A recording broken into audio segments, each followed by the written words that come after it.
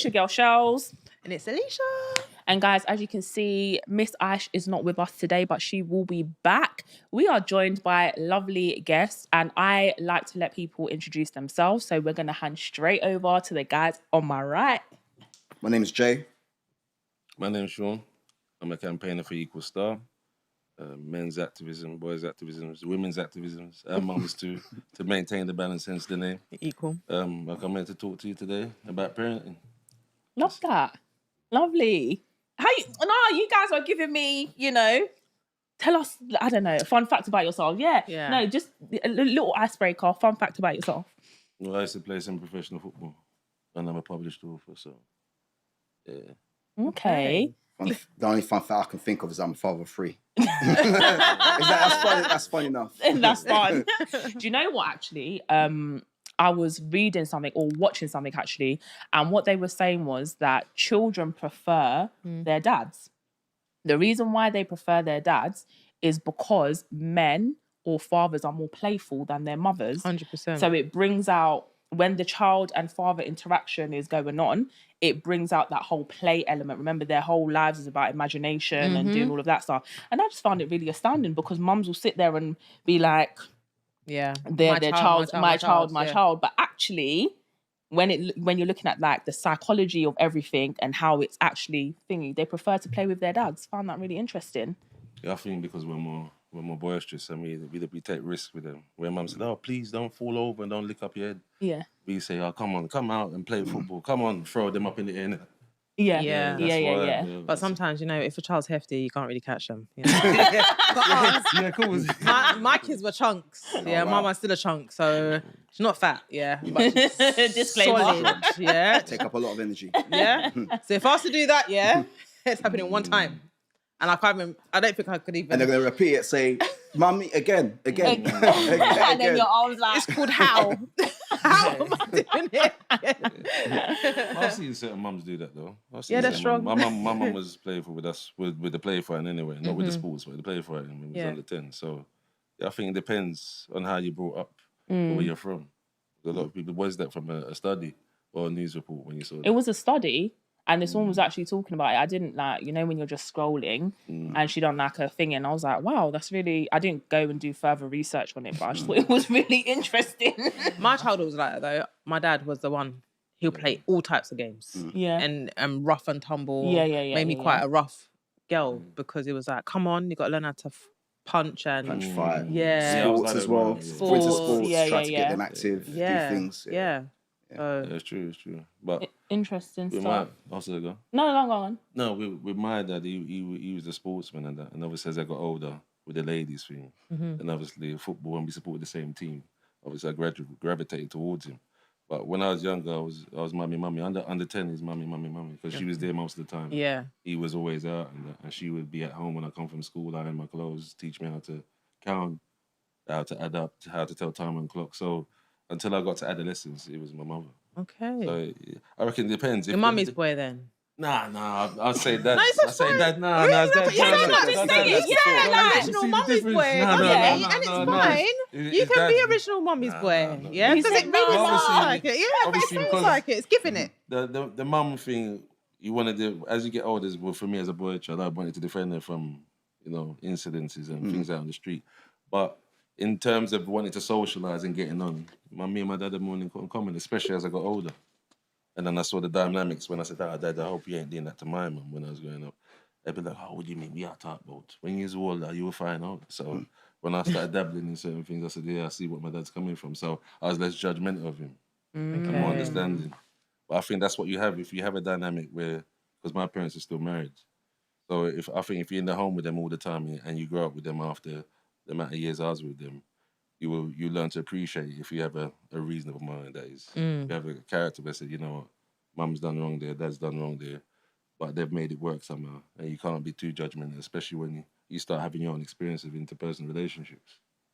Actually, I have to agree with that. I agree with that. When you see like your parents, just even how they talk to each other, I say communicate. Like when there's issues going on, like the silent treatment, I think the whole household feels that. Yeah, and it goes on. And you're it like, goes please, on. It's just like, can you guys? Yeah, you're like, as a child, mate. There's been times where even in the car, my dad will get vexed for my mum doing different. She does mad things. I don't even mind baiting her out. She'll pick her nose and she'll flick it in the car. Pet peeve of my dad. Yo, man. I love like that. I know you love mum. I love my mum, yeah, but she knows not to be doing that shit in my car, yeah. I baited my mum. She'll pick her nose and she'll flick it, and my dad hates that. Hates it with a burning passion, and it's like, why did you wait to come into the car and pick your nose and then flick it? So then do you all get on her then? Yeah, because it's like, why are you like this? Would you feel? But then the dynamics when they're driving, because he's now blown his top, but you know he don't like that. You're sitting there mad because you've done something that you know someone doesn't like. And then you're watching that as a child and it's like, okay, cool. How do I then navigate that in my own relationships or my own dynamics or whatever? It could be anything petty that the other person doesn't like, but you know they don't like it and you've brought it into their space. Like essentially it's his car. Like my mum and dad, they always drove their own cars. Oh, wow. Yeah, they didn't have a family car. It was literally dad's car, mum's car. If we're going out on the weekends, we're going in dad's car. If we're doing anything with mum, we're going with mum. If dad's dropping us to school, it's in dad's car. It wasn't separated, but it's very much so separated. Like they're not doing that shit. Personal space. Yeah, personal space. Yeah. Like, what are you doing? Yeah. Interesting. Anyway, it's going to bring us into our topic. Can you see how we slide that in there, guys? Yeah, put us in softly. Make sure you're subscribed. Hit the notification bell so you do not miss a video, okay? We need to get the subscribers up. Make sure you're sharing as well. And if you're listening, rate us 5 stars, okay? Make sure you actually also drop a comment because we do see the comments when you've listened and your reviews on the podcast. So hope you guys enjoy this. Before we do get into the actual topic though, your businesses or organisations, can you just plug them a little bit? So we'll start off with Shaun with Equal Start. With me, I started off 2018 officially. Yeah. It's unincorporated, so I haven't registered it yet. But the experiences that my friends had with their parents and their children, they said, Shaun, how comes these things go on with the same problems that we had like in the 70s, 80s, still happening in the 90s and noughties? So he said, surely you must be able to do something. So I said, why don't we do something together then? We said, we're always complaining. Said, oh, this one's no good, this big girl there no good. What are we gonna do? He said, yeah, so let's actually do something constructive. So that's what made me start off. So I got the little t-shirt, set up the Instagram, social media.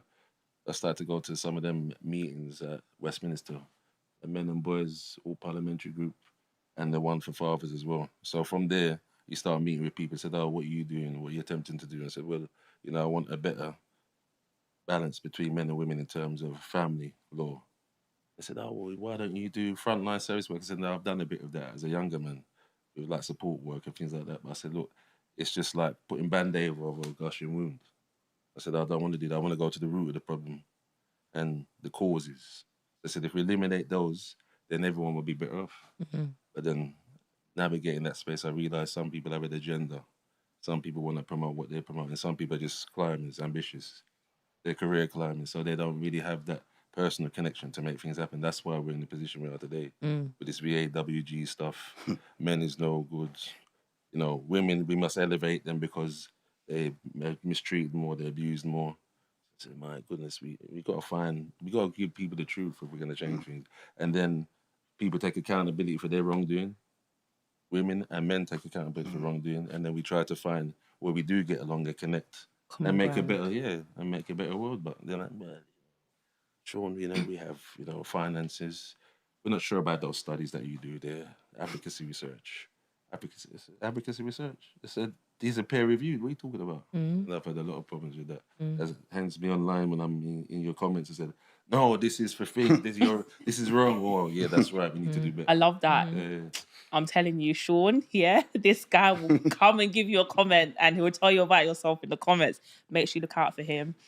I'm not attached to any organisation per se. I do work with kind of other organisations. I've been in contact with Shaun. Me getting involved in some form of parenting, father activism is to do with personal experiences, but most recently the one that I went through like 2 years ago with regards to being alienated from my child for nearly over a year. having to do with social services, the court system, pretty much every system government body that you can think of that has a bad reputation when it comes to fathers. And that kind of started off my journey. And then from there, I've been doing some activism and campaigning kind of behind the scenes, and that, been in contact with Shaun and a few other groups. I don't have good experience at all with social services. Just cut long story short, I'm not going to go into too much personal information, but I was alienated from a child. There was false allegations that was made against me, and unbeknown to me, social services was involved. I had no idea at all. And then everything all kind of came out when I made the application to the family court. And then the mother of my child, one of my children, had legal representation. And 24 hours prior to the first dispute resolution hearing, the social service, I think section 17, the report was disclosed to me, and I was just reading. There was just a whole load of false, inaccurate information that was written about me. And then that's kind of like where my whole journey kind of started. I heard there was always all these government bodies, these organizations. I knew things were very difficult for fathers as it was, but for me to experience it myself, I realized now, things have got to change. So I've decided to try and get involved and kind of challenge a lot of the false narratives that's put out, especially by a lot of these charities that are kind of, I'll say feminist charities, but kind of conceal themselves, whether it's domestic abuse, single parents, and push forward their agenda. I'll say right now, I'll call it there's like a battle of the narratives. And most of the information that is put out there is false information or misinformation with regards to, say, domestic abuse, family courts. The new one is, there's the family court there's a pro-contact culture, which isn't at all, from my experience and many other experience of fathers or non-resident parents, because it does affect mothers too, who are the non-resident parent. But they say, the family court, there's a pro-contact culture. That's not true at all. So it's just trying to challenge those narratives, trying to connect with other fathers and try to work collectively to kind of meet common objectives. That's how we connect still about the child services stuff. Okay. There's a lot to unpick, I hope the time we've got grace on the time side, because there's a lot to unpick. I think when Shaun does come into the comments and stuff, you do give like balance, but you are slightly always tipped to the dad side. I'm not gonna lie. So we'll keep it 100 because we keep it real over here.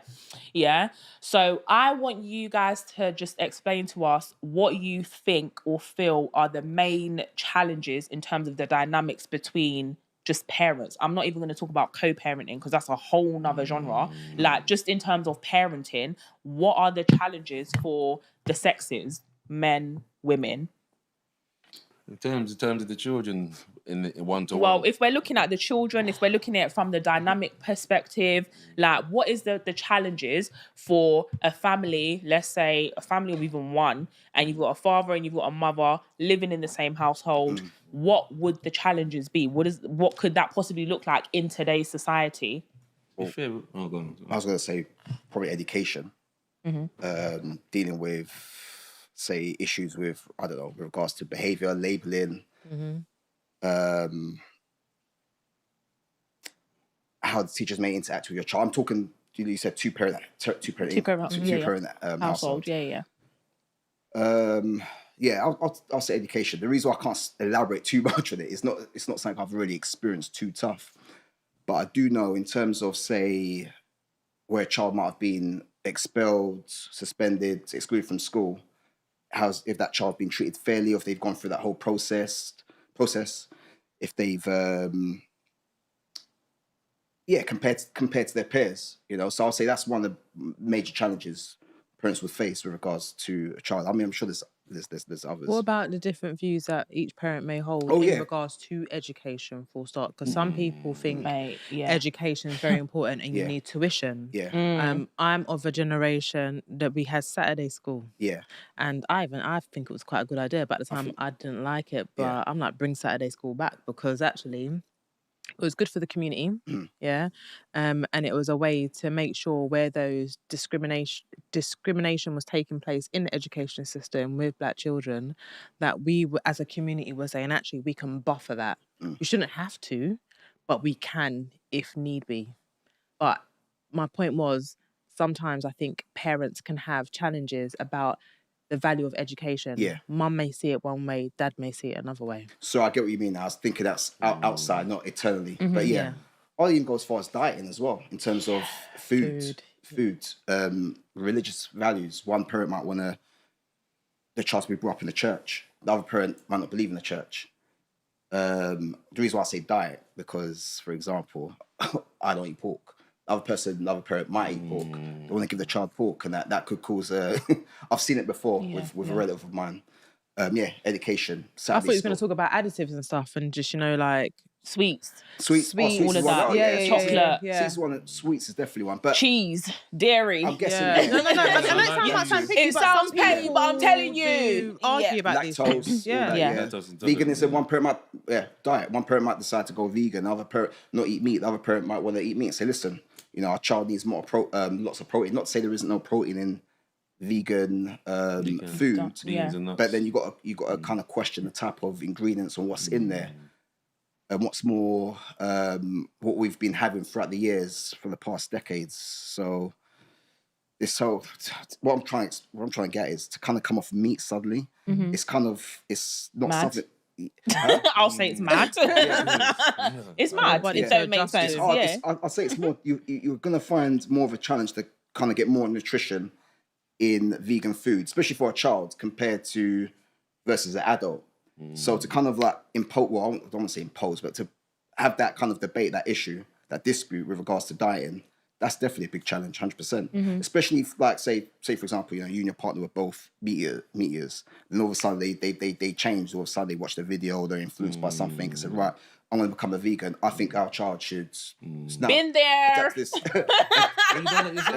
You changed. Nah, I may never change. No, sir. But there was big arguments in my household about we're not feeding our child meat. Yeah. Okay, but we grew up on meat. Exactly. You've grown up on meat. I've grown up on meat. Yes, as far as I'm aware, I have no health implications from eating meat. So if that's a personal decision you're making, that's fine. But we know that children need a varied and balanced diet in order for them to thrive. They're growing. Exactly. So we can't. But I can say my child was vegan for a hot little 1 minute. Wow. And then I was eating chicken. And then I was like, nah, this poor child, he's not even experiencing eating chicken. Yeah. So being the mum that I am, here's a little bit. And he loved it. I think it's because we did the same thing for a little while. Because when I had my daughter, I decided that she's going to be pescatarian up until 1. Okay. Yeah. I just felt it just easier on the system. Yeah. I think when you buy stuff in a supermarket, it's not exactly organic and stuff, innit? So until I knew that I could buy that good quality stuff, I said pescatarian for that time. And then I introduced, and we were doing it at the same time. But you kept it going. Yeah, I kept it going for a hot minute. How long you going for? I'm going to say literally even nursery. Even up to nursery. Then we introduced fish slowly. So nursery went in from 6 months. That's even a debate within itself, that whole... Anyway.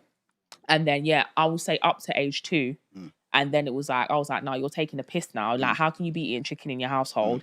Your child's sitting there in front of you looking at you like, what's this? And you know that the age where they like to try different things, they want to eat what's on your plate. So you weren't dipping your plate? Try to, but you're in the high chair, baby. Nursery as well is difficult because they're going to meet other children. Correct. And then I'm eating this, I'm having that, and then the bombard with adverts, McDonald's, you name it. And they're going to want to follow the issue with pork, isn't it? Well, yeah, exactly, with pork. I mean, I love trends. I'm talking from a co-parent point of view. Yeah. So, I mean, when I was younger, with my oldest son, he's 21 now, I must be vexed. I said, listen, like, why are you giving him pork for? You never used to eat that. Now you've changed your diet, you're eating all that food. Now I've got older, I've adopted this mindset, well, you know what?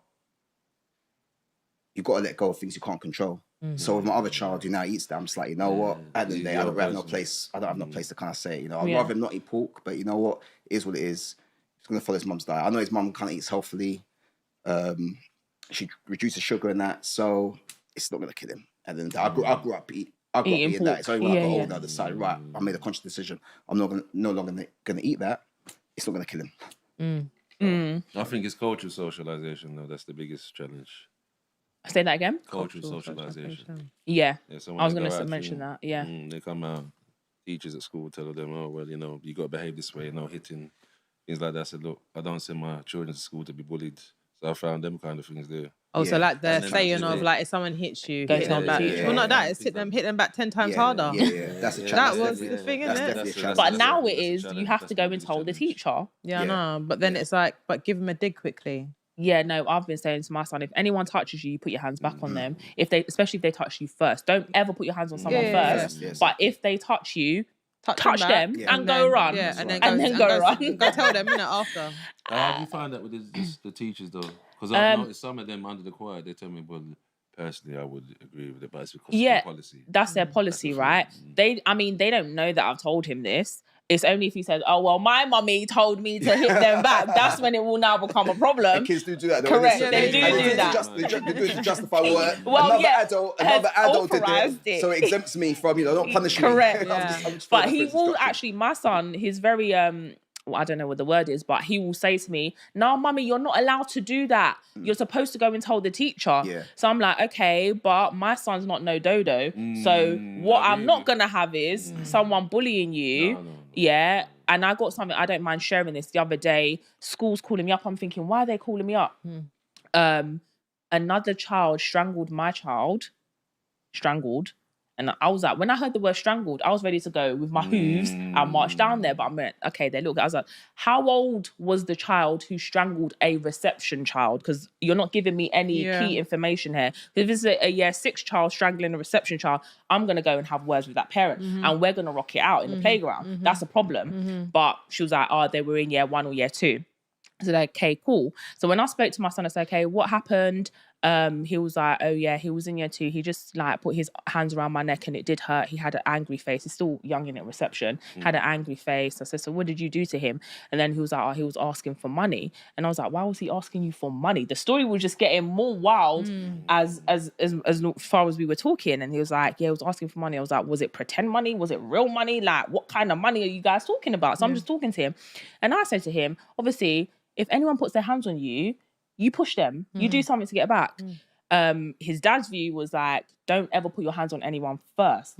Yeah. So if he does that, this is how you get out of that situation. As in, if someone's got their hands around your neck, this is what you do to get them off you. And then you go and talk to the teacher. So obviously we had different views in that perspective. But I'm like, if someone put their hand around your neck, elbow them, yes. And then you go tell the teacher. She said elbow, and I'm like, elbow. Just headbutt. If it's not even face to back. And then report it. Yeah, basically. It's not compliant, and then you defend yourself. See, that's a tactic I might adopt. So then it's like, okay, cool, we're still abiding by your policy, but actually my child needs to know how to defend themselves, because when they go out into the big real world, when they become an adult, there's no one adult that's going to save them. People are so selfish in this society. Exactly. No one's going to walk past and intervene. So actually, you need to know how to defend yourself. You need to know how to punch. You need to know how to kick. You need to know how... These are basic human skills. Yeah. And I'll further add to that is that human nature, and I've experienced it, growing up, but I've had to teach my older son, my little sonny knows, that listen, if you don't defend yourself, if you don't, show that you're not gonna, hit someone back or just accept it, you then become a target from everybody else, because human nature, the way it is, people like to target people who they perceive as weak. It's an animal kingdom, isn't it? Exactly. Literally. So that's what it is. So then you become a target. Yeah. Because I had a similar situation to you with that. Well, last year, when they said, oh, look, my son went and told him, said, oh, he said you give them permission to hit other children when they attack him. Why would you tell them that when you know the school policy? I said, I'm going to remind you, 2 words, Damiola Taylor. I said, he got killed waiting for a teacher to bail him out or a police officer to come around. I said, what happened to him? One of them said, oh, well, I know that.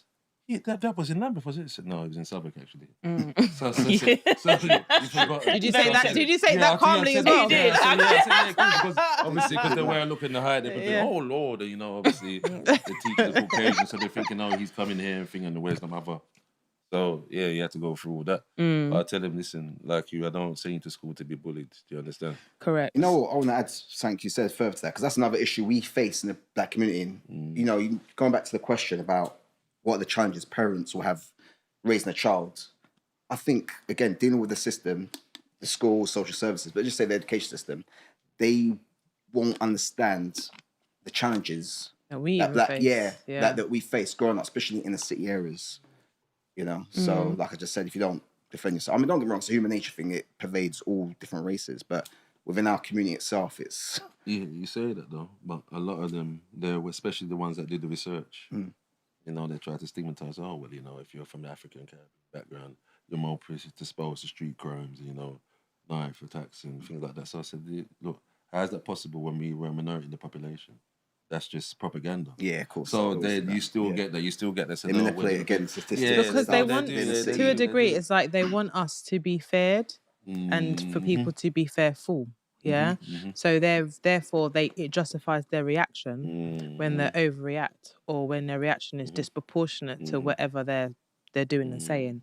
Hence the whole when young black boys get expelled from school, and when you look at how did they get expelled, it's disproportionate. That's right. It's not. It doesn't. It's not even marrying up with what they've done, and then what they have to leave school and now go to a Peru because of that. It doesn't make sense, and I've seen it, and I'm like, this is crazy. But I think what our community needs to understand is that we also have to level up and educate ourselves, and if that happens, seek legal advice because you will win it. Yeah, but it's the fact of having that confidence to be able to do that. I think that's the other challenging part, isn't it? Yeah, I agree with you. But there's also other thing with, you know, the will and determination. Some people think, oh, I've got to earn money, I've got to go work. Oh, it's not another thing I need. With my oldest son, mother, he's with a different woman. She was like, oh, I'm not a school teacher. I'm not cut out for this. This is too much for my head top. It's true. So I used to find out because my mother was better brand. We are taught about me down there at the school right now. Me not put up with these things. But she's like, oh no, I can't do it. So I used to have to go down there. And obviously they're thinking, oh well, you know, look at this big black man over 6 foot. How dare you come in there and tell us what to do? So you do as you're told. Your children go to state school. We fund you. That's the attitude, even though they're not saying it. And then we need more people like yourselves and ourselves in there because there's not enough representation. Definitely. A lot of it, white feminism, coming to the schools. Well, you know, your subculture is not very good. We don't like that kind of slang. The way you dress, your whole attitude, they're already labeling straight away. Someone will have, like I remember when I used to go sixth form, you'd have the goths that had the purple and the funny, looking like Marilyn Manson. Yeah. But if some of us had the pattern in our hair, it's true. Out. Yeah, 100%. Don't have that. Because you know what it was? It's because they were saying that it's like gang affiliation, isn't it? Patterns, you know. Patterns in your head, they say, oh, in America, they have patterns. And in America, we're in two different places. It's not the same that it is over there that is here, you know, that it has to be the same. But they go through research. Yeah, exactly. Same with the locks. In America. It's not so bad now, but when I was growing up, the locks was a big thing. Or if you had cane roll, they're like, oh, what's this? This you look braids. Like a hoodlum. Even women, braids as well. Yeah. That's why. Yeah, it's all techie because I want to flip it on the head and I want to say, but we're in the UK though, so can we expect a we're in the UK in it, and the people in the UK are white. Can we expect a predominantly white country to change the way they do things, which is for them to adapt to a very small minority, because we only make up under 5%. We're not even making. We used to be like 2%, but I think it's probably even less now. If it's like, well, it depends on what you're doing, because if it's Caribbeans, it's like under 2%. There we go. So we barely make up a majority in the country. Do we expect them to change the way that they address children or teach certain things or how they dominate the court systems or how they run that and so on and so forth? Yeah, we challenge it all day long. They expect us to integrate. Absolutely. I can understand this. If a white man went to Africa, he would be expected to learn that.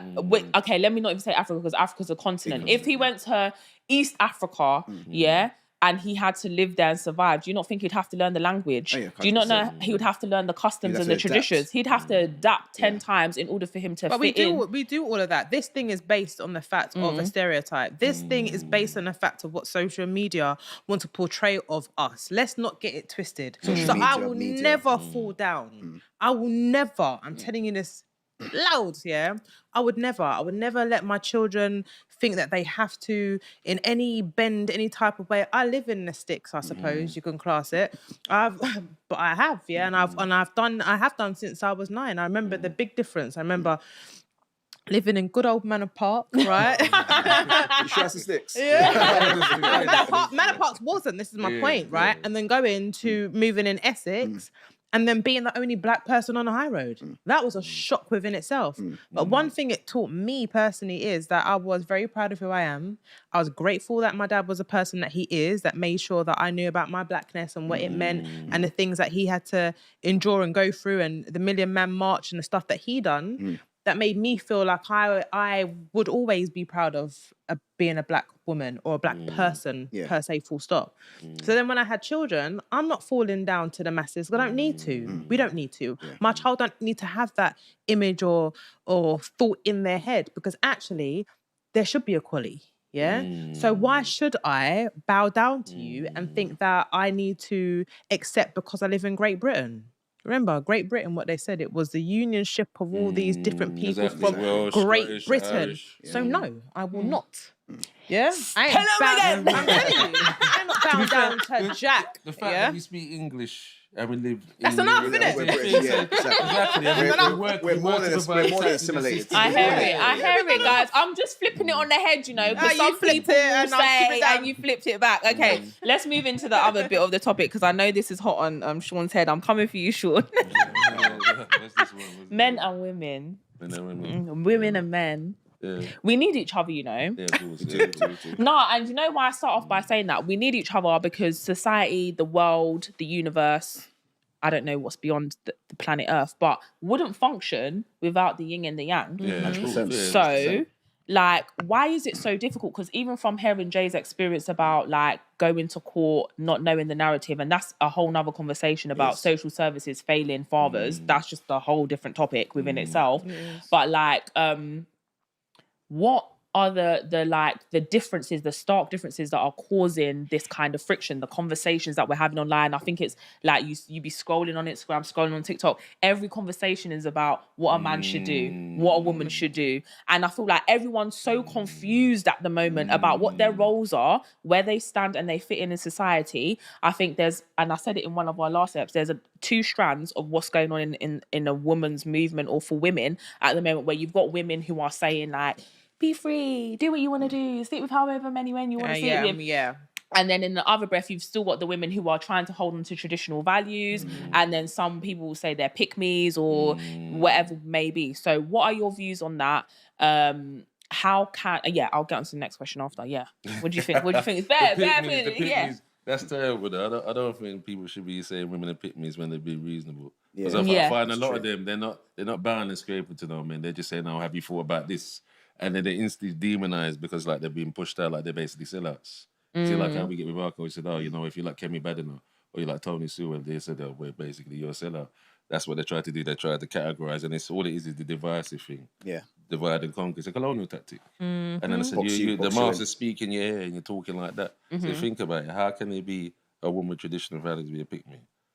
I said, you can't say that. It's obviously there's always going to be people that overcompensate, just like you get simps with men. They're like, "Oh, babes, no matter what you do, say, yeah, babe, take all my money." Why is that simp though? Why is that simp? Yeah, no, but it's not about there's nothing wrong with providing. I think the whole simp thing, I think that, I'm going to get to it. I think the whole notion of a simp, it's being characterized wrongly. I mean, providing, looking after your woman, doing what you need to do for her, there's nothing wrong with that. But you're... The person's a simp when I don't want to say you scratch my back, you scratch yours, but you're not getting nothing in return. You're just pandering, and the person's selfish, and then your feelings, basically your support or needs is not being met. That's right. That's where the simp is. But nowadays, everyone's just using a label. Oh, that person's a simp. You're a simp. Without fully really understanding it. But you can't expect them on social media though, because a lot of people they don't look into these things, and they usually from bad experiences they're warped. And obviously, they find their little tribe online, trolling and like, yes, that's true. She's a pick-me, he's a simp. But they do, but they're very small minorities, I find. When you look into their reasoning and what they're asking, it's just people just want to shut them down, so they silence them. It's basically say, "I'll just shut up." That's what basically just saying, doing that. So that's where it's wrong. But yeah, men and women, we can come together, but you'll have to be understanding. You see what that soft life talk you were saying before? Man can't pull up a shelf. I said, yeah, but then and I see certain girl that can't wash, you know. Yo, that was basically hand wash. Yeah. With a bar of soap. And you're there in the bathtub or the sink. Your choice, your place. What if she wants to keep her manny and Peggy looking when you got these nails done, right? Do you know what I mean? Your hand, and you want it soft. You don't want rough hands. You don't want to have rough hands. I've naturally got a rough hand, you know, because if I slap someone, they're naturally rough. So imagine me putting them in hard water. But it's thing I used to tell. I remember once they said, "You know what the gusset is?" And they said, "No, what's that?" I said, "You don't know." And he's a woman. You see, so when you say man, I said, look, he's holding the hammer or the screwdriver. They can't put the thing in. You don't know about spirit level. I said, well, maybe if he's not that naturally inclined, because there's some people that are like geniuses, like they just figure it out. And that's true. Like that. That's true. But most people have to be kind of shown the initial basics. Yeah, then watch YouTube then and learn. But just don't let me see that you can't do it. Oh, same. No, you can learn from online, but just don't let me because it's a little bit vom, innit? It gives you the ick. Yeah. Like, how can you not figure that shit out? Yeah. And you're looking at them like, what the actual? Yeah, but what the hell? We get like that as well, though. As men, we get like that what? as well. In what instances? What, you can't wash like that? She doesn't know what the gusset of. They said you don't know the gusset of the undergarments. Or like there's one that told me one time. He said, "Can you get pregnant from?" I said, "What?" And it's not once or two. Sorry, guys, that was that was head, yeah. Yeah. Oh, okay, cool. So I said, I said, you're not 12. That brought me back to secondary school. No, she's joking though. No, deadly serious. No, but you serious? There's a woman. Did you look her off after that because you thought? No. You didn't. One of them I did. People said to you that. I had a chiropractor that works my back when I have my disc slips and all that, and she does the clicking. Yeah. And when she said, I'm planning to have a charge for him, she said, you checked the ovulation. She said, what's that? I said, you don't know what ovulation is? She said, it just happens to women. We don't have to know. What? So you'd be surprised. Because we walk around assuming that people like, I'm the average person. Yeah. So most people that grew up in the UK is going to be, know this, know that. You'd be surprised. I've had a friend, he asked me to change his fuse wire in his board and said, look, I'll tell you over the phone. Just cut off the distribution board, the power unit there. Said isolate it and said, take it out. It's almost like wiring a plug. Mm-hmm. So all you do is take out the amp fuse, unscrew it, and then when you put it back in, just do it anti-clockwise. Reverse, so it stays in, it don't drop out. You're like, no, I don't mess with things. I said, you can't hurt yourself. Once you shut off the power from the board, there's no way you can shut yourself. It might be fiddly at first because you're not used to the movement. Because I was like that when my friend showed me. And I said, no, I don't miss it. Shaun, I'm going to charge if you make me to come out and do this. So I said, all right. But I was proud of myself when I done this. I said, look, this is before I went to retrain to be an electrician or anything like that. So I said, yeah, it's quite simple, but he didn't want to know. Then there's another incident when he didn't even want to turn off the mains tap in his flat and said, look, it will flood. He said, it's like a tap that you wash your face, turn it and it will turn off. Yeah. He said, where is it? He said, it's either usually on your kitchen sink or like an air cover. Even I know that. He didn't want to turn the tap. Wow. So you get but then so obviously you get men like that, but you get like I said, you get the women that said, listen, look, do the rice. I'll show you how to do the rice. Look, boil it up and then turn it down to 1. Let it simmer, and then when you see soft, not to like porridge where it's kind of firm, but and I'll show them again and again. Oh wow, you can cook rice. Oh wow, you can put chicken in an oven. I said, and you get that. So it's half a dozen on one, half a dozen on another. Yeah, and that's that. People like to mock that, but I said, look, make sure when you're pointing, the 4 fingers are not pointing back at you. Because a lot of people like to do that, and there's a lot of hypocrisy on social media. They come with this big gas and like, we are top, bro. And they said, but what are you doing? Well, mental comb over. Disclaimer: we can wash with the soap. Yeah, we can cook rice and chicken. Yeah, it's important for men to be able to cook. 100%. That is definitely. Thank you. Say it louder, please. No, say it louder. Men are supposed to be, especially when you be able to live on your own. Because, like, to be fair, I left my parents and lived on my own before I lived with any woman. So I know for my generation and the friends that I associate with, many of them never done. They left their mums to shack up with someone. So that's where you get this, the internal mummy do this for me. Oh, look, you're the woman, you're supposed to do that. I said, look, think about it. If you was by yourself, what would happen to you? I said, you'll be buying takeaway all the time. Wasting you can't. Exactly. So I said, you got to learn. I'm not saying you must be a cordon bleu like Gordon Ramsay or nothing, but you must be able to take care of the basics. But some of them, they're like, no, I'm not doing that. Just like I know certain man said, I'm not changing nappy shorts. So now you wear the what they call the it? sling thing. The sling thing, yeah. I said, "How you wear that, Shaun? Yeah. That's not masculine." I said, nah, "I don't business." nah. I said, "I'd rather You the gotta wear- sling you gotta than wear the that. pushchair." Yeah, it's true. You got to carry it But and they're put it on like, the bus and stuff. Yeah, so what do you mean? I said, Guys make me I'd laugh rather when they the do sling. the push with one hand. I used to do that as well, and then on my phone. Yeah, see? Yeah, but I'd rather be safer though. The sling is safer because I've seen people push chain into the road and you don't see them put. Yeah, so I prefer the sling. But people used to mock me and said, "Oh, Shaun, that's not masculine." Serious? Like, what are you doing? Yeah. You That's stupid. Tons of people that in my inner circle said, "No." Even my father-in-law said, "Yeah, Shaun." So cut it out. How'd you wear that?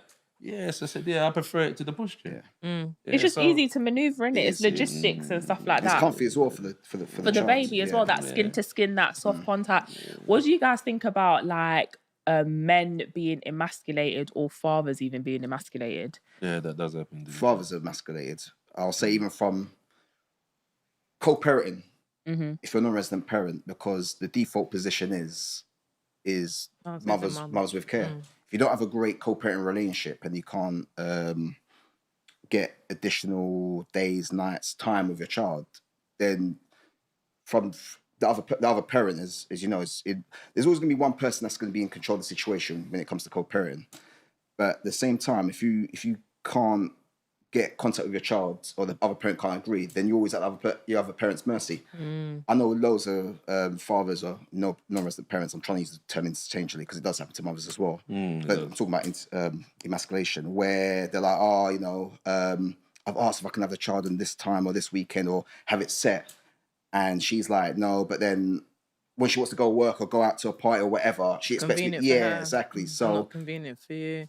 Definitely. And then do you know what I was seeing online? And I was like, that's it. Basically, it's when you have people that have trauma that they've not healed from, and then they have children and then they try and co-parent. I think that is the thing that people don't. Yeah, but people don't think about it on that deeper level, because that's why you're having so much friction. It may not be even something that you may not even be aware of that you're holding on to, because it could be the trauma of the relationship, how it ended, how that person could have traumatized you. It could be previous relationships before that. And then their side is a whole nother madness. And now you two are trying to co-parent, but you're coming from a traumatized place. So when you're having, like, can I have the child at this time? They're coming from, I don't know, a lived experience that they've had. And then like, do you know what? I'm just going to make it difficult because I can. Exactly. And do you know what? That last relationship I had no control. And this relationship, I'm going to make sure I've got all control. So I'm going to navigate it in this type of way. Yeah? Or the guy could be like, she done me dirty. She cheated on me how many times? You know what I'm going to do? I'm going to make sure that every time I have my child, I don't know, this child is seeing a girl every single time, and it sounds stupid, but these things happen, innit? To go and hit back on the other parent. But when I saw that, I thought, this is probably one of the main reasons why a lot of people struggle with co-parenting. Yeah, it's difficult. I think some of it's self-awareness, though. Yeah, like but imagine though, if you don't really think about what you've experienced and how that plays out, you're not even gonna have self-awareness, because you're not even spending time reflecting on. No, to be fair, I think as a grown person, if you should do what have you should know there's some issues there in that, but they don't want to deal with it. It's just their own selfish. The child's weaponized, isn't it, to harm the other parent? So you know, you want to have a child additional time, you know, have more nights or weekends, and it's like, well, that helps you, or I'm not gonna kind of allow you to have the child this time, so I'm gonna use the child as a weapon. The father then, or the non-resident parent, or I want to say the father, is emasculated, because if they don't know how to maneuver and do the whole court system, then they're at a huge disadvantage. To be fair, though, they're undermined and discredited. The court system is the court orders are not worth the paper they're printed on. Because I've seen a lot of people have got court orders in place and it's never lived up to. And because there's no reprimanding for. That's the problem. That is the issue. The courts are very reluctant to sanction and, like as you said, reprimand the other parent for breaching the contract. Which I think a lot of and I think you pay so much money. It's literally like going to private, and then something goes wrong, and then you don't get anything compensation from the private. It makes no sense. And then they tell you to go pay even more money to go back and go back. But then it was already said that you can't do that, so now I have to go back, and it doesn't make any sense. Saying that there are judges that do, but it's very rare, few between. And what I don't like like is a lot. It's like lucky dip. It's like football referees, where they say that's a foul, but the next one will say no, that's not a foul in my book. It is. And then once you get that inconsistency, it allows scope for anything madness. Terrible. What do you guys think needs to change to the court system in order to make it more fair? Sanctions. Definitely sanctions. Yeah. What type of sanctions? Yeah, what would be appropriate? Change residency. I think change residency is the last. That's the last resort. I'll say 3 times. Depends what you're after. Yeah, no, not for minor things, but if it's consistent. Yeah. I mean, definitely a fine, 100%. I mean, look, I've gone for a crippling one. Yeah, because it can't be it can't be measly 150. No. I mean like a grand or something. It has to be a grand. No, it has to be. I think there should be different levels. So look, when it comes bands, different bands, exactly. So when it comes to criminal offences, when it comes to fines, it's different. There are different levels. It depends on the severity, and the maximum fine will be £1,000, for example. And if it's done twice, then listen, judge will warn you, listen, you've done this twice, you've been fined £200. Second occasion, for argument's sake, £350. If you're here again the third time, it's going to be £1,000. And I may consider transferring residency to the other parent. I think it should be case by case. No, not considered it should happen. But it should be a case by case because sometimes the mums will try to defend them against a nutter. Yeah. Or someone that's weird and will stalk them. You know, them ones that said, look, you got to look at the evidence and what's been going on. Because, there's these big miscarriage of justice where it's proven like abuse or historical, following and stalking. And said, like, does it happen still? We're still allowed. Yeah. They still take, so those ones that do domestic abuse against their baby mums still are able to go to court and go to CAFCAS. I want an assessment because I want a child arrangement order and all this type of stuff. And that mum and those children have to still go through that whole process of a long Section process. 7 report, everything. And I think it's crazy, especially if you've got the evidence, like you've gone to court, the criminal court, and you've got all your evidence. For some reason, I don't understand why they don't just say. I don't think it's crazy. I don't think it's crazy. What when you've gone to court? I don't think it's crazy. And they've got evidence to say that actually. Because if we're saying that everyone has a right to family life and all of that stuff, then even though that male or that female, but we're going to just do male, female, but for the sake of statistics and what they put out there, we're saying that male is a perpetrator, but he has children. He has a right to see his children. He has a right to access his children. So whilst he might be a perpetrator of abuse to that mother, he should still have access to his children. Because most of the time... Not if it's extreme. No, if it's extreme, as in he's tried to chop off her head or something mad, disclaimer, something But remember, crazy. Domestic abuse, let's not be silly now. Yeah, Domestic it's abuse a build-up. 100%. I don't disagree with that. But what I'm saying is he's had children, and if we're sitting here saying that men, parents, mothers have the responsibility to raise their children, he should be able to see his children. He should be able to have access to his children. Now, whether it be that the courts implement actual boundaries that make sense, that's another question. Because what they don't do is they'll say, okay, we know he's got that whole criminal history, but then you're still allowing grandmother Sue to go and collect the children and then the mum's there. It don't make no sense. That don't make sense. But if you're saying, okay, cool, yes, we can't pay for a supervised contact arrangement, but we know this support group round the corner, if they have like remit or access to that can facilitate that contact. The government pour into it, whatever, which they're not going to do, but it's not. But I'm just saying, for an example, they can facilitate the contact every other Sunday, which is supposed to have. The mum doesn't need to have nothing to do with it. The contact centre, or whoever they are in there, calls the dad, he comes, the children are dropped off, and then that way there's no thing. I think it has to be realistic. I think it has to be on the level of domestic abuse. Yeah. Again, it's different. But the thing is, different levels in that. You've got coercive control. You see what I mean? Parental Things like that, alienation that's is more mental. Financial abuse. Yeah. You see what I mean? So there, where do you stop? Because some people would say, you know what? I'm not seeing my son, I'm withholding the maintenance. Oh, look, he's not paying for his youth. Yeah. You see, where do you stop? That's what I'm saying. That's what I'm saying. But it depends on severity. Severity. Because at the end of the day, as we know, domestic abuse affects children. So the whole point is you want to protect the child. Same with the fines. You see what you said with the fines? I said that it shouldn't be draconian, like, we're going to charge them 100,000 when the mum works in that admin job. She's got to support the child. No, I think it should be draconian. Do you know why? Yeah, but not 100, not them kind of things. No, can I say why? It's a deterrent. Yeah? You see how they're coming for our necks with car parking stuff, and I'm never going to let that go. They don't want drivers to drive in this UK, period. Yeah. So why are we placing cars above the needs of children? That's a completely That's a different discussion. That's a government thing. That's a government thing. There we go. Because you know that they can get money from people who drive vehicles. But it's the same with the family courts, though. When you think about it, all right.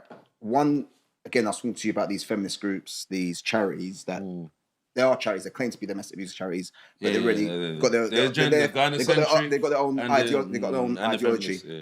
Wait, elaborate a little bit on the ideology. I'm not going to say. No, don't say names. Just like what's the ideology? The feminist ideology is that. To be fair, in terms of the ideology, feminists don't want the fathers. They don't want fathers involved. They want the mother, the resident parent, to be more in control. They want the status quo to remain. But they've got this false narrative that.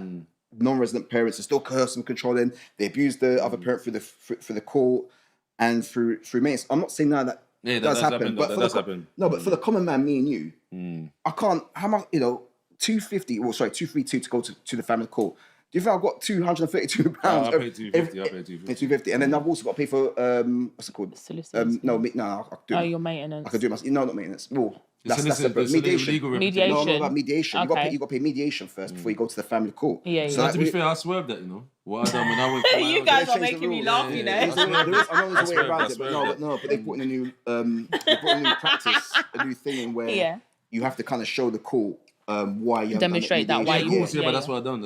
Okay, we can talk to me after. I might need it. But can't remember what I was saying now about about your paid time, the charities. Charities. Sorry.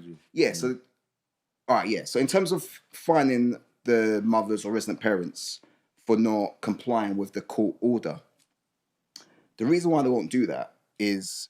You got to understand, most applicants, I don't know the statistics, most applications to the family court are fathers. Are the fathers, yeah. Right? Yeah. Now, as you know, we're emotional beings, we want to see our children. If there is a breach or contact withheld of the court order, what are you going to do? You're going to go back to court, you're going to make another application. If there's any sanction or something that's in place to kind of change that behaviour, to prevent the parent from, listen, if you don't comply, if you breach the order, bang your face in the fine, then of course you're gonna comply, because the whole point of sanctions, fines, you name it, is to kind of change behaviour and get people to comply. You understand? If there's nothing there in place to kind of affect that change, then we're still gonna have the same situation. The legislation do have things where they sanction, but it's very rarely. It's very rarely used. It's a cultural thing. But remember, gynocentric judges from that era where they said, "Oh, mummy looked after me, and dad was out working, so I don't have much of a relationship." But I don't know what the revenue is, but court applications bring a lot of revenue. Yeah, it does. For the Ministry of Justice, huge money. Of course it does. So why would they want to put anything in place if they're making so much money from it, and they know that there is a black hole in it, or they know that there's issues with it, but it makes them money. So the reason why that happened, it's the Tories that come in. Remember, they've created the LASPO Act in 2014. That's so right, what they've done is they made sure they cut that back and turned around and said, look, you're not allowed to get legal aid anymore unless it's under the domestic abuse. And obviously that favours women. So that's where the gynocentrium comes in. It's set up to make sure that single mothers are all in, obviously the welfare state. Where they said, look, the person that is a resident parent that claims a child benefit will see the resident parent even if they don't look after them the most. So they'll get all the support and help.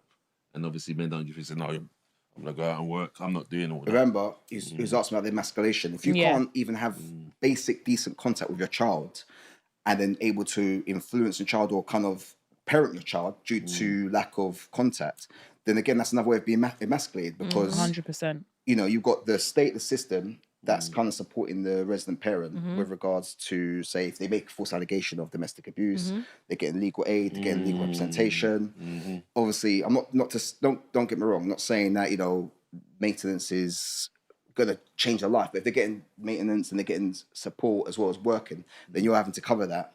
Then you've got to try and find the means to try and get the application to court, and then you've got to wait 6 months. Then you've got to argue. Remember, you're being reduced. You're being reduced as your role. Yeah, because they don't want you going. They don't want you going there interfering with the system as much. Exactly. And then don't forget, if you are paying maintenance, or don't get me wrong, everyone should be paying maintenance. But if you are paying maintenance through the statutory scheme, you're just reduced to a cash. You're just reduced to a cash machine. And then your role as a father, how you play your role. You can't play your role, so you're fully emasculated. Yeah. What I like with that one though is that when you reverse it, like in a few circumstances, the people that I hang about with have reversed it. The mums are worse at pain, much worse. Really? Yeah. So I said, and I always find, why is that? Why? Well, that's not. I'm the birth parent. There you go. So you get that. You see what I mean? It's a serious thing. So that's another thing to as be well. fair, if men would do that, men would probably, if they had the advantage, it'd probably be the other way around. But again, we've got this narrative of deadbeat dads. Not to say there is no such thing as deadbeat dads or dads who don't support their child or dads that are abusive, but not be. I mean, this is a gender thing, not being bad at all. There is no negative term that slanders mothers, deadbeat mothers. You don't hear that. No. You don't hear all these negative stereotypes. You need support. They've got problems. You don't hear exactly. All you get out there by these groups is this whole victim narrative. Again, not to say it doesn't happen, but the way it's unless you're Lucy Letby. Unless you lose your lip. Hello, stop it. That was crazy. Yeah. But the way it's propagated. Yeah, cool. Do you think though it's because the way society is, like, it's very much so women are vulnerable, women are, and I'm just generalizing here because some women are very masculine and they bring a lot to the table and they can do things on their own, they can stand on their own 2 feet, but let's just generalize it. Women are vulnerable, women, you know, are needed, they need help, damsel in distress, princess Cinderella, save me, save the whole, all of that stuff. Like, you've got all of that, like, men were providers, women were at home rearing the kids. You've got that whole history where women have been literally seen as second class, because remember, women were deemed property for a very long time. That's true. Within the UK, in England, it's still the same. When you look at the marriage vows, like literally, the woman's going from her father who looked after her to a man who's going to look after her, taking on the man's name, and you lose your identity. You don't really have an identity. Do you get what I mean? You're your father's child, then you're your husband's wife, and then it's literally about how society views women. So with that taken into consideration, these, I think, and I'm just hearing what you guys have said, I think that a lot of these services have now been implemented. Yes, you do have like these strong views about feminism and women's rights and standing against violence. I've got nothing against women's rights and feminism. You know? I think the pendulum's swung too far now, and it's just become too radical, where it's /toxic. Okay, you understand what I'm getting at? Yeah. Even the old school feminists are saying that. No, but I'm an old school feminist, but then not new school. I've had this conversation before. Have you? It? When? Well, do you know when we last episode that we spoke about? When? Yeah, when we spoke about women being liberated and sexual liberation. Yeah, and I said that I think that comes from a man.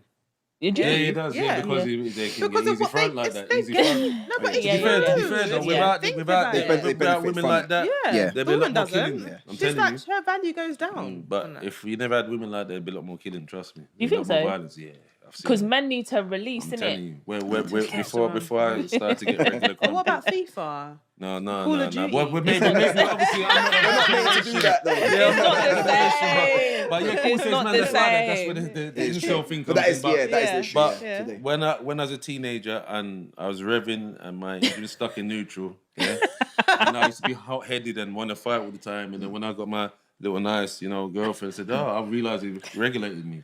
I was more cheerful, more patient. Yeah. So I've seen it. Some people just like you get miserable. The whole effect, so I'm telling you, people say that. I said, look, I love those kind of women. Yeah.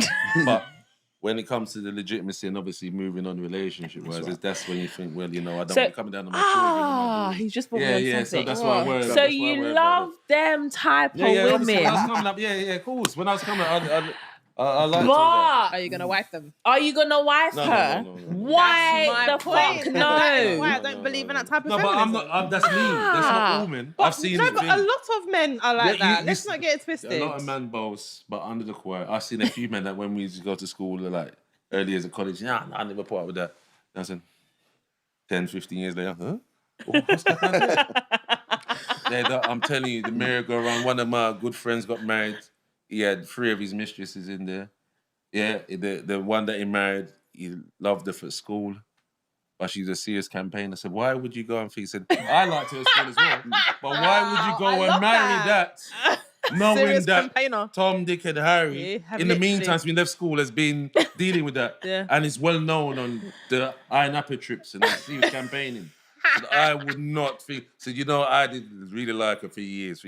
But I said I would not think. I said because I've elevated. You see what I mean? I would never think. But he was like, "What are you talking about? You like virgins?" I said, "No, because my woman's not a virgin." See what I mean when I said that's not true. I said I would not. Why would you do that? It's a shame. We didn't last a year. We didn't last a year. So that's what I'm saying.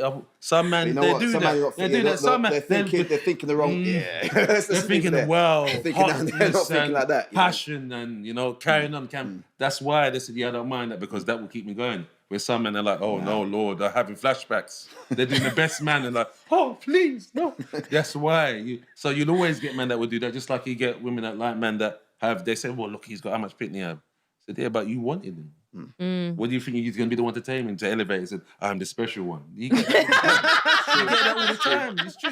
These are things that people don't want to look at. It's like the white elephant in the room. They're sitting there, no one's talking about it. Say, come on, let's everyone says, yeah, realer than most. He said, yeah, but the fact is that there's always people that like that.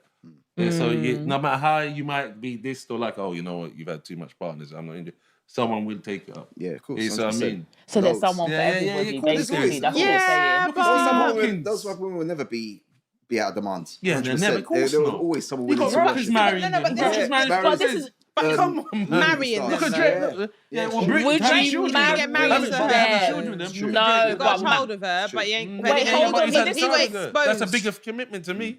What? It's your bloodline going on generations. No, for some men, because some men just be spraying and just be having kids here and there. And not be thinking about their lineage and the repercussions of that and dynamics and how they there we go. I think for men, marrying is a bigger commitment than having a child, period, in 2024. Period. Yeah, I can understand. There is, but there's challenges with it these days. I'm not. Of course, I'm traditional. I'm for marriage. Obviously, I'm for marriage. But at the same time, it's definitely got to. The person's. When I say traditional, I'm not talking 1950s, 1960s. Yeah. People evolve. Women have evolved. Men have evolved. I mean, like I said, I'm sure the challenges for you women is find a guy who could do basic DIY. The same. You're never gonna let that go, are you? It's the same way, for us, we need women to be able to support us, cook, clean. When I say cooking, it's even saying that. Sounds mad. But it is being able to. I think both genders. But both got to be able to play our role. We've got to play our role, and not being bad. But it's sad. It's hard because a lot of women, they want the traditional wedding, marriage, but they don't want to fulfill their role. Yeah. What is their role? Being feminine. No, what is their role? What's their role? It's just like supporting your man. But being feminine is supporting your man. Supporting your man.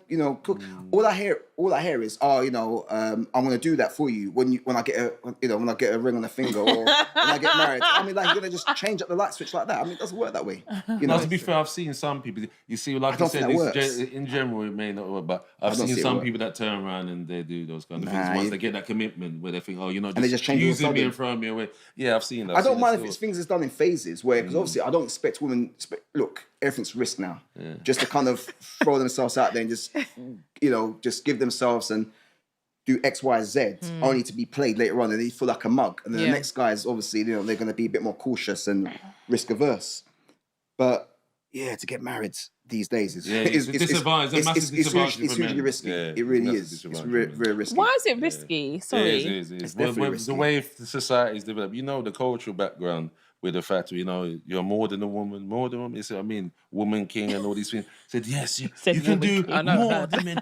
We are more than men. We're the life givers. And then some men are like, oh, well, what am I good for? Well, what are you good for? Exactly. You can't even put up a shirt. Exactly. You see, so you get because because people say they don't want a jellyback man, don't they? Yeah, that's what it is. But it's true, you do get that. But because that's on the rise, and obviously you're lot more liberated, more empowered.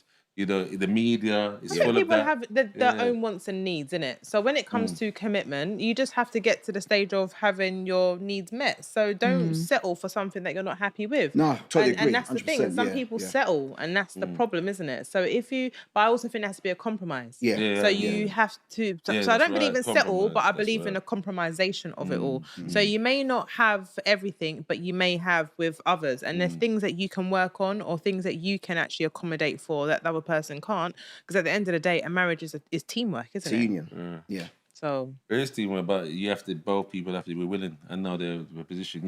I would say, look, this is these are my requirements or what I expect. How are you going to meet them? And you say it from the get-go.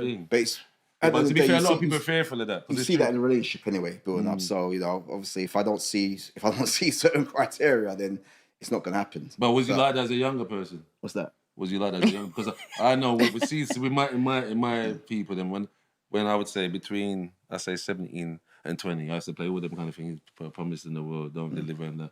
And when I got a certain... I wasn't thinking about it. When I got to about 21, I said, I got a certain amount of crumpet under my belt. I said, I don't have to tell them anything. I told them what I like. I'm so done. So I said, look, I'm going to demand this. And if you don't provide it, I'm going to have this mistress right here. If you don't like it, then you can go, you just get your heart broken. But my friend said, no, you're joking. You won't get a certain amount of girl if you do that. I said, no, because I've got a certain amount. So I don't have to part with that. Why should I have to... So that a macho man can tell them how it is and that's it. If we were saying we're the king and this, I said, I say this, if you don't like it, you can leave, there's more girl. Love me or leave me alone. Yeah, so when I started to do that now, I was surprised. They said, look, Shaun, right work. I said, yeah, you'd be surprised. I said, I had girl, 3-4 girl. I said, yeah, this one is this one Tuesday, yeah?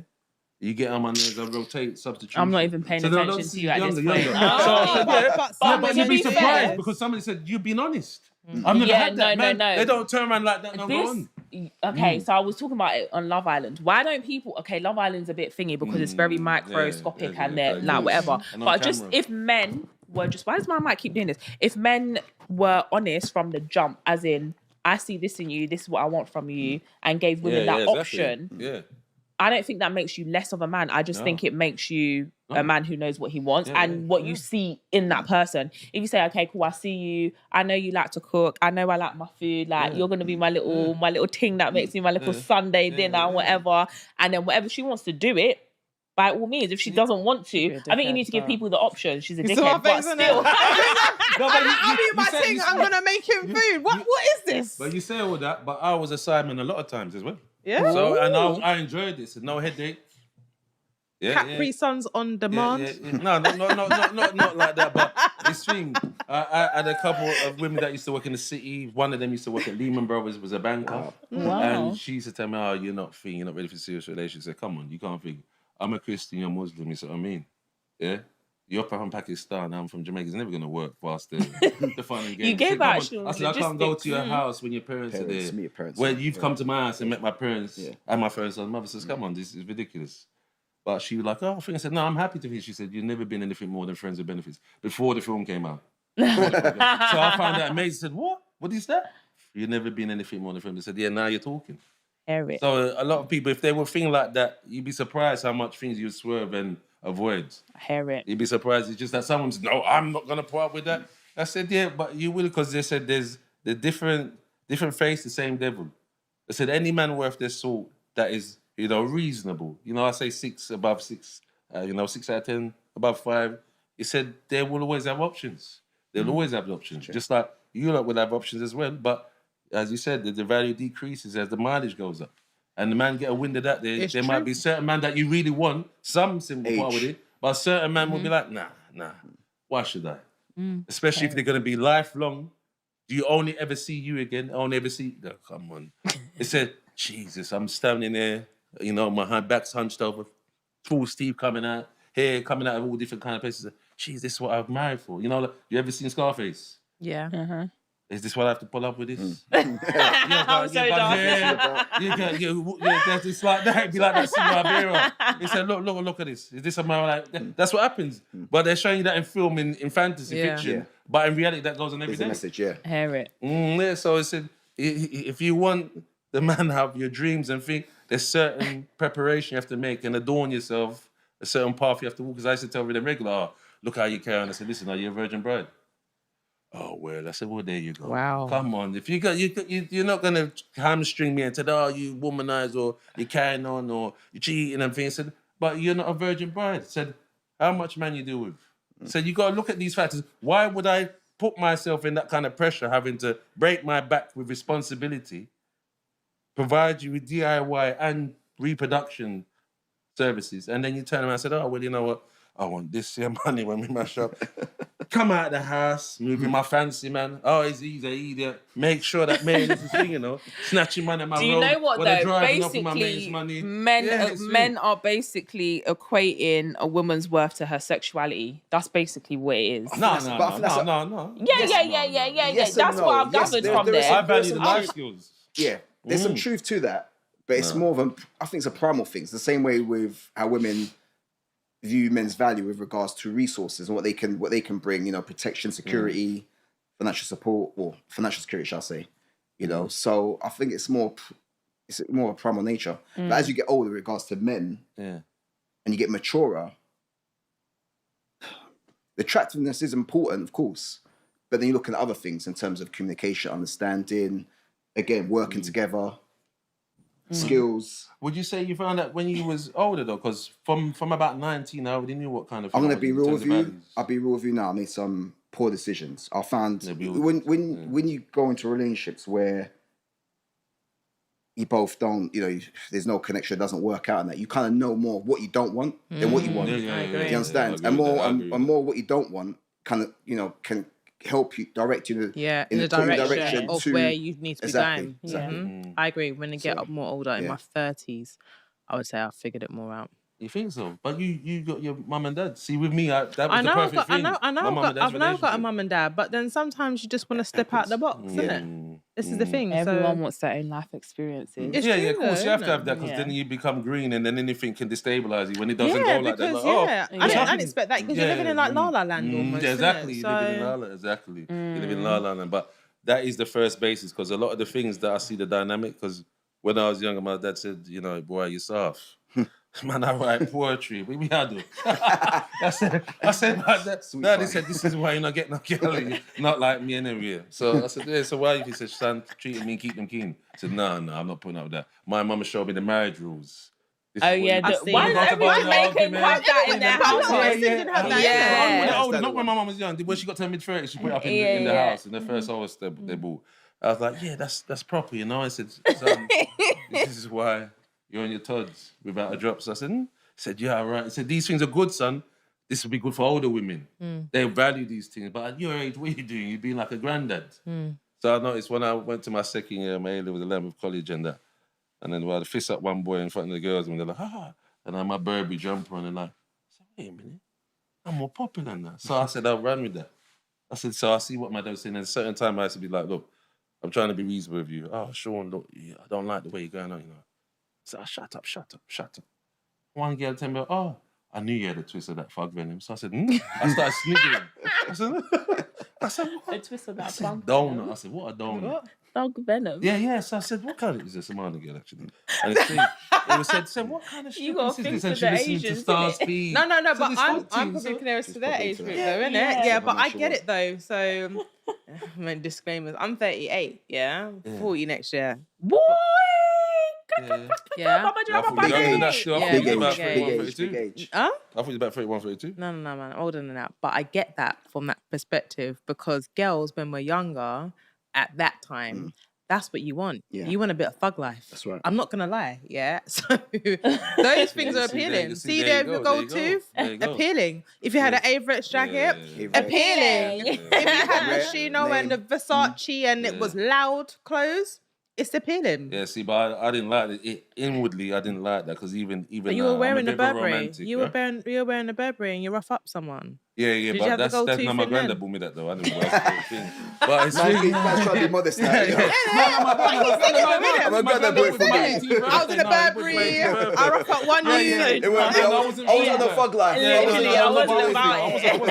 I found it hilarious that when I said I shut up when she was dagging and carrying on to me, because it wasn't like I had no temper, but I just said, let me try what my dad was talking about. And the way she's like, it was different reference. Yeah, she melted. I see what my dad was talking about. Because that wasn't my way. I said, look, I'm not trying to argue. I don't want no stress. I don't want to go back and forth. I had that with my mum and dad when I was growing up. I just want like peace and quiet. But I said, no, but you're young though. So what's wrong with you?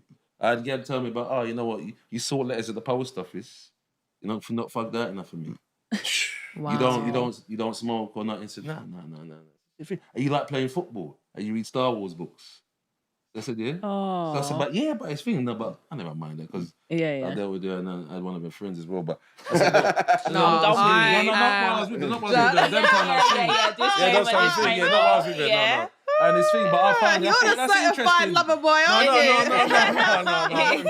No. In my career, I was like a monk. That was colourful. We're gonna get loads of comments. Literally. I want to hear about some of these. Pakistani girl, the Somali girl. In my crew, I was the monk. When certain man just tell me, said, bro, 10 a year from 16. I said, what? Jesus. Then I'd be like, bro, I have to kind of. yeah. So no, it wasn't thing, but I had my phase when I was like, raw. Everything I touched, like, raw. I'm doing stuff I only see on films. But it was a much shorter window and all this thing. Hear it. Yeah, so. Hear it. No, it's been good, guys.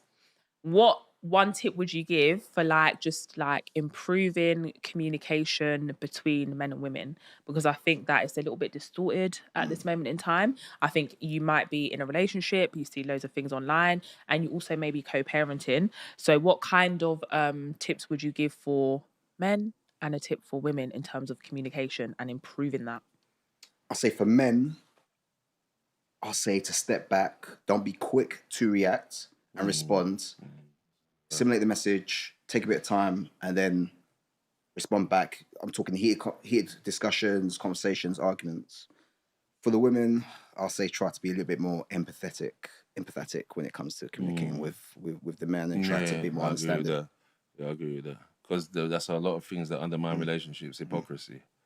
So I said, if you're going to have that standard, you have it for yourself first before you start telling people this is what you demand and practice what you preach. Exactly. If you do that, that will eliminate a whole heap of problems in interpersonal relationships. I try to do that with my wife. So it's a thing. And look, we've been together for years. Despite the campaign. Well, guys, it's been great having Shaun and Jay. Make sure you check them out. We'll make sure they are plugged in all the description boxes. We are Mama Drama Podcast. Make sure you subscribe, like, comment, share, and all of that great stuff. And we are out.